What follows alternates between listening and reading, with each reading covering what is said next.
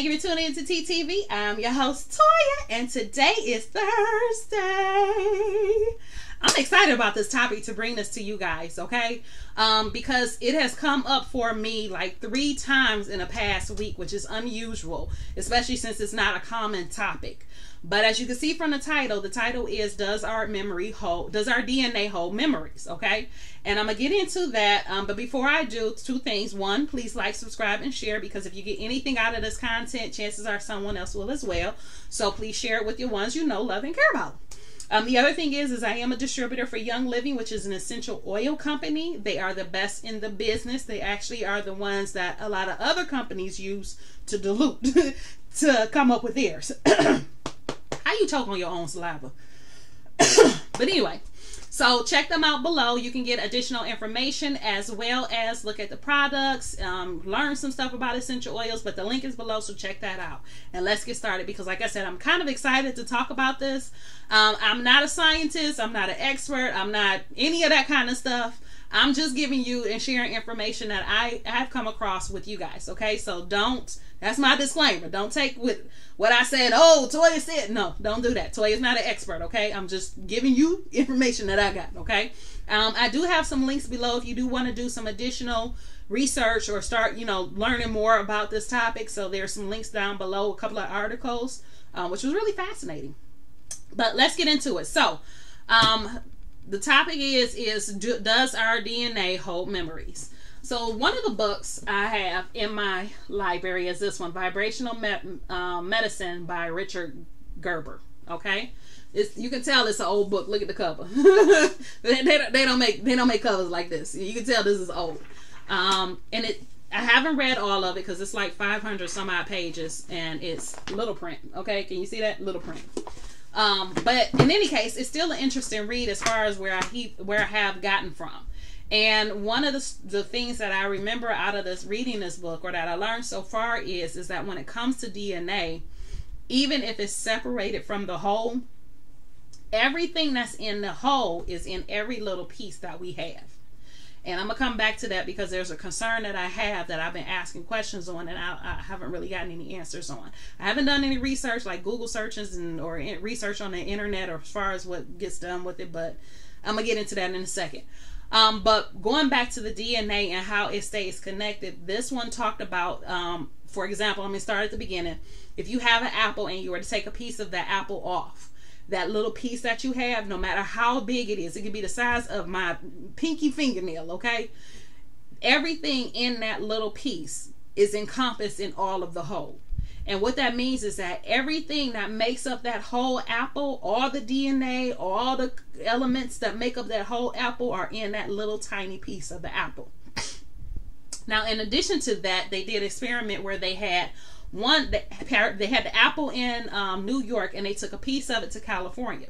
They stressed the apple in New York. It could have been a leaf or something, I don't remember, but because it's been a minute since I read it. But they stressed the apple in New York, and that piece of the apple that was in California showed signs of stress. And then they did the vice versa. The piece in California was stressed, and the apple in New York will show signs of the stress. Okay, because it doesn't matter how far or wide the DNA is separated, it's still connected. And that goes with what I keep telling y'all about energy. We are energy beings, okay? And so your energy is going to be tied to whatever it is that you have. Everything that makes up your body, your energy is going to be tied to it. So whether your body is in New York and a piece of your body is in, like, some dead skin cells are in California, you get stressed, it's gonna show signs of stress because that DNA is connected. Okay, that's one of the things I got out of what I've read so far in this book. So you have that connection with the DNA. The other thing I want to say is, because I got notes on this too. So you may have heard me mention this before on the channel before. There was an experiment that they did where they had these birds that hatched. Okay, their mother was nowhere to be found. They just hatched some eggs, and what they did was they made a silhouette to where one way they run it over the birds, one way it looks like their mother bird, they run it the other way, it looks like a predator bird. Okay, And what they found is when they ran it over the birds, the silhouette that looked like their mom over the birds started cooing and calling out and, you know, trying to get the attention, like, yay, we're here, feed me, you know. You've seen those videos. I'm sure you watch nature shows. You saw it. So when they took it the other way, where it was the predator bird, what happened is the birds got quiet and as small as they could, because they didn't want the predator bird's attention. How would they know this? The mother bird was never interacting with them, was never around. So how would they know this? They know it because our DNA holds memory. So they have an instinct nature that is built in to their DNA that tells them, be quiet because that thing will eat you. Okay? Be quiet because that thing will eat you. So it was embedded in their DNA. Now, the funny thing that happened, which there's some information again below for you to get your own research and it started. What happens in that moment of that emergency where they have to find those resources, those survival resources to get in there and pull it and extract that information out in an emergency situation, like you are about to die right now if you don't figure this out. Because they went through that, it actually damaged a lot of their DNA cells that were broken. But it can be fixed when you go to sleep. So as you sleep, and I know we all heard this a whole lot, so as you sleep, your body is repairing itself. Have we ever really thought about what it's repairing? No. But it repairs and regenerates itself, and that's when the DNA fixes itself. So those pieces that got broken, so you can get to that information in a quick, are repairing itself. So what happens if you don't get that sleep and you don't get enough sleep? Then you still have these broken pieces and you're not repairing it. It's going to cause you issues, okay? So get your sleep. But what's fascinating about this whole thing is that it shows that inside our DNA holds on to memory. And what memory is it holding on to? Now, for people who come from the same culture that I come from, Black people, we have experienced so much trauma throughout our lives that memory of it is passed down generation to generation to generation through our DNA. Did you hear what I just said? It's passed through with our DNA. So me and my best friend was actually talking about this last night, and that was like the third time this topic came up. I'm like, let me just go and put this in there. Do this video on it. But yeah, so if you think about all the horrific things that have happened over the years, where we have been stripped of our history, we have been tortured and enslaved and had some of the most unimaginable things happen to our culture, to Black people as a whole, it is instilled in our DNA. It's instilled. And I don't want to go too far with this because I'm about to say something and I got that feeling to hold back, don't go there. But anyway, so I'm gonna just leave it at that. I'm gonna drop it right there because I'm getting that feeling like don't go there, just leave it like that. So I'm gonna leave it like that. But basically, we hold on to memories in our DNA. So if you come from a family where something tremendous has happened, like in my family, okay, so in my family on my father's side, there was an incident where I had a great uncle. Is it great or great uncle? I think it's my great uncle and my great aunt. They were married and they moved to an area. I'm not trying to get into too much detail, but they moved into an area, and what happened is that some white men got upset because my great uncle took a job that they felt they should have got. The owner did not want them to have the job, so he hired my great uncle.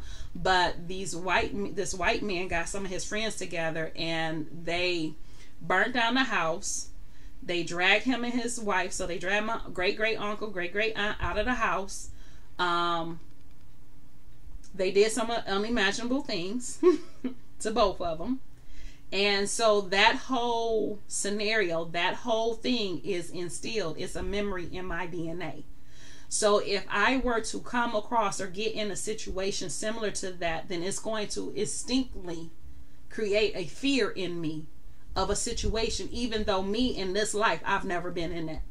But my DNA will remember being in a threatening position just like that. And I will feel fear because of it. Just like going back to those birds, at some point along in their DNA, somewhere along their DNA line, one of the birds in their ancestry was eaten by that hawk or that eagle or whatever they had, that predator bird that flew over. And so they had that instinct to hide and be quiet.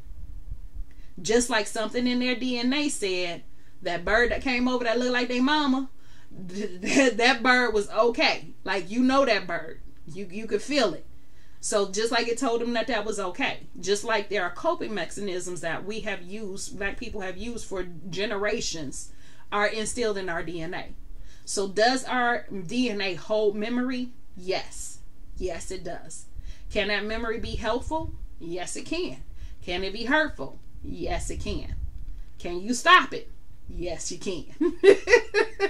And how do you stop it? Well, I didn't really find any research to say yes or no to it, but at least not for this video. I know I've come across some stuff, I just couldn't find it. But in order to repair your DNA and stop that, you have to figure out what triggers a lot of the things that you do. And where those ideals and those beliefs actually come from. Because sometimes you'll find yourself doing things and those beliefs aren't even your beliefs. It's not even something you think about. It's just something that was been done over and over and over again. And so you just do it because you've always done it. You do it because it's been instinctual to you.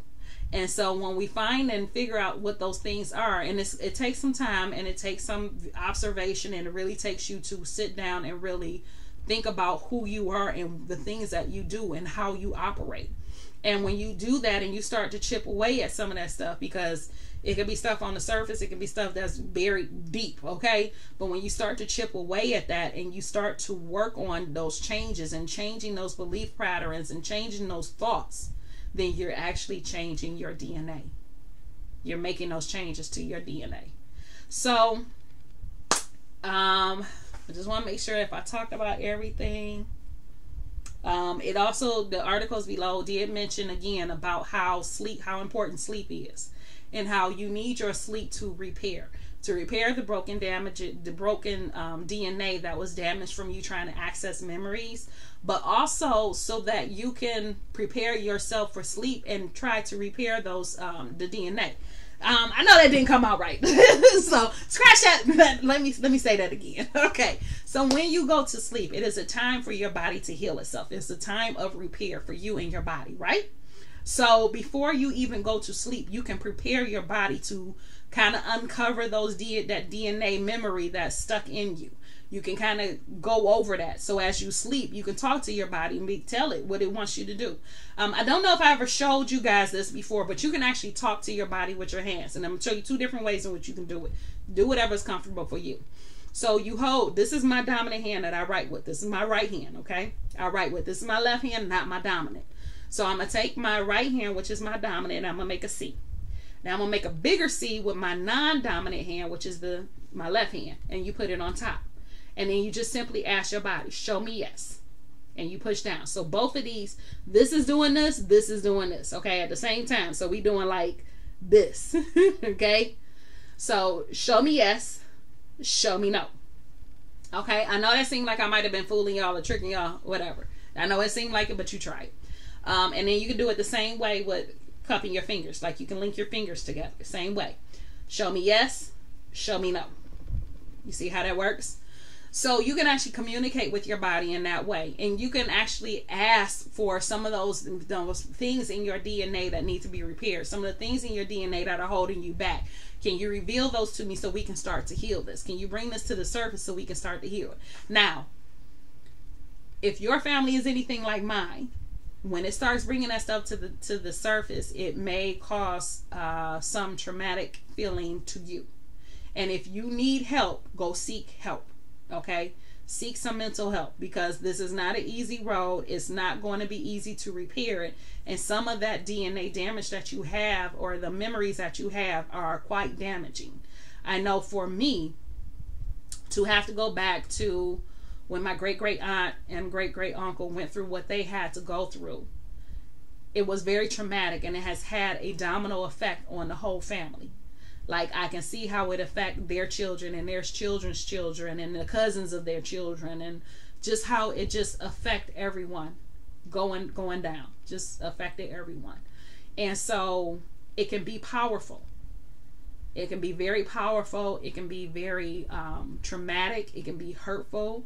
It can be confusing because you can find yourself breaking down crying and have no idea what you're crying for, but it's you releasing whatever sorrow and whatever pain is in your DNA from the memory of what your ancestors went through. So I know what I'm saying is kind of deep. Some of y'all might think I'm talking crazy, and that's fine. You can think I'm talking crazy. That's fine. This video doesn't apply to you. That's all it means. But if something that you really want to work with, I would suggest doing it with a therapist, depending on what you have going on in your family. If you don't have a lot of trauma in your family or in the past, then okay, you probably be okay. But if you got a lot of darkness in your family, a lot of stuff that the family hides and don't speak about, then you may want to have somebody helping you with this. And there is a type of therapist that actually deals with trauma specifically. EMRD, that's what it's called. A EMRD therapist is eye rapid movement. EMRD something, but anyway, EMRD, whatever it stands for, look it up. But sometimes they can help you as well unlock some of that trauma that may be locked in, you might not even be aware of, that's affecting you every day. So check it out, do some research on it, and if it's something that you feel that you need to do or should do or want to do, then really research it, look into it, and find out more information before you really get started into it. I still got this long big book to read. I got this at like a thrift store, I think I got it at a thrift store. Yep, because it's a paper in here. Yep, I see a pencil. Usually when you have these pencil markings like this, can you see that right there by my finger? I paid $7.50 for this book. But it's a lot of information in there. I've skimmed through it. I started reading it. I'm on page 59. Okay. So I got a lot to go. I got a far to go. But anyway, so I'm just rambling at this point. So I love you. I will talk to you tomorrow.